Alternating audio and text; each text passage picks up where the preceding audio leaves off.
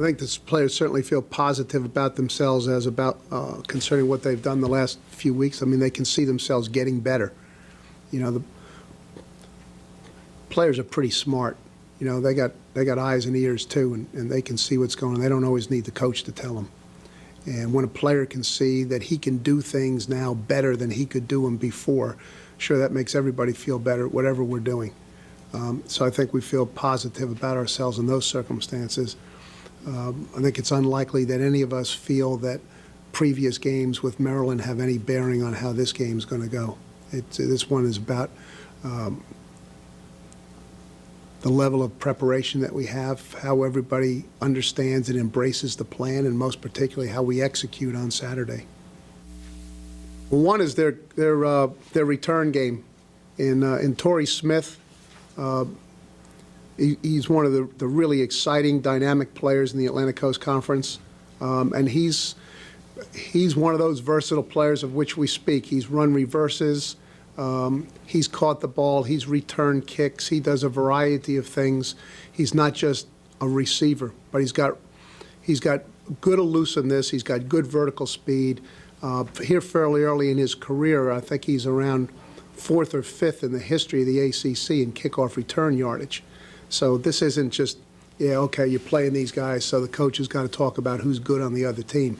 I mean, the numbers speak for themselves that early in his career. So in all likelihood, if all of us keep kicking the ball to him, that if he's 4th or 5th right now, by the time he's finished, he's got a good chance to be up there right at the top. So it's a very dynamic player. They have a veteran quarterback who knows the offense very well, who we have experienced, and has had some real big games with him. Defensively, they're certainly out of the norm from what we have played against here recently, which have been a little bit more conventional 4-3 defenses, so we've got some work to do on that particular phase of things. Maryland's been using Turner a little bit more to run the last couple weeks or so. How much of a different dimension does that give them, and how much of a different look is that from what you've seen from them? Yeah, he's been very effective doing that, and has opened some things up. And certainly when a player has shown at that position, just as we do with our players sometimes, that those one-back formations are actually two-back formations. So you can't consider the quarterback just to be the quarterback. And we've dealt with that in a number of games this year. And so that certainly is a factor. And that's part of the thinking of some of those teams that employ some degree of this so-called wildcat formation. Those teams, those quarterbacks who are in the pocket as a quarterback, if they've got another dimension, that makes them that much more difficult, and so too do those backs that teams put back there in this wildcat. If the player has the capability to throw the ball somewhat, it makes it easier for them. So it's the old, no matter who's back there, it's the old deal about having balance with what you can do, and the more things, more versatility in your scheme, the more challenging it is for the defense. Amongst the things that we do like in backs, and we like at all positions, but amongst the things we do like in backs is versatility.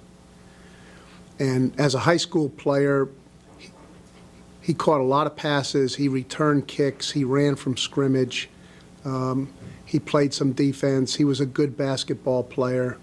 He ran track, he was an all-around athlete who showed a variety of athletic skills and football skills.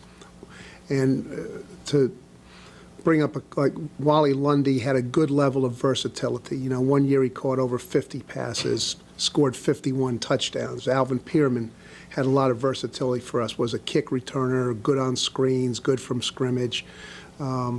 So we've prized versatility in lots of positions, particularly that one. And he's got very good vision.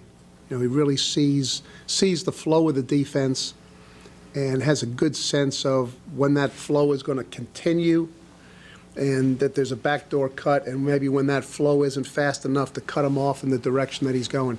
And when he makes good, quick decisions, then that's when he runs in the fashion in which he's been running. As we've discussed, there was whatever did it, and I'm not sure that he really has an answer to it either, but he got away from that type of definitive cutting last year. But when he played that way, in 07 and the way he's been playing this year, then he's more definitive with it. And one of the things you have to do with a player like that, or with any back, but is not overcoach the cuts, because not every cut is going to be perfect.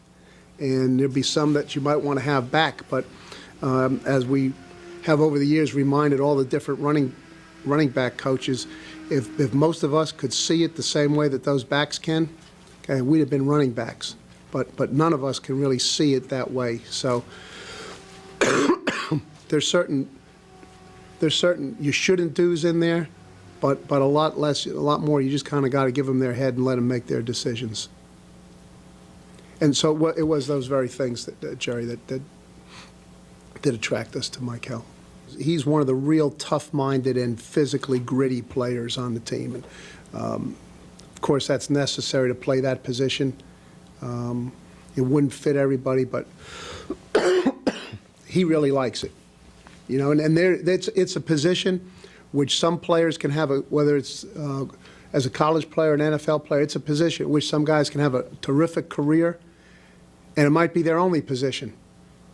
And he's one of those players. You know, he's clearly not an outside, he's a defensive lineman who's a nose. He's not an outside rush end, you know, but it fits him really well, and he's going to have a really good, so he's the kind of player we need. And we're the kind of team that players like Nick need, because we've got a spot for them that's unique to what most people are offering them. And he's got a talent unique to what we're looking for. So we're very fortunate to have him, and to think that he's got so many more games. He's played very well at each stage for a player who's in the early stages of his career, which I guess, you know, until a guy kind of belies the little idea that just because a player's not a 5-year veteran, he can't be a pretty proficient player.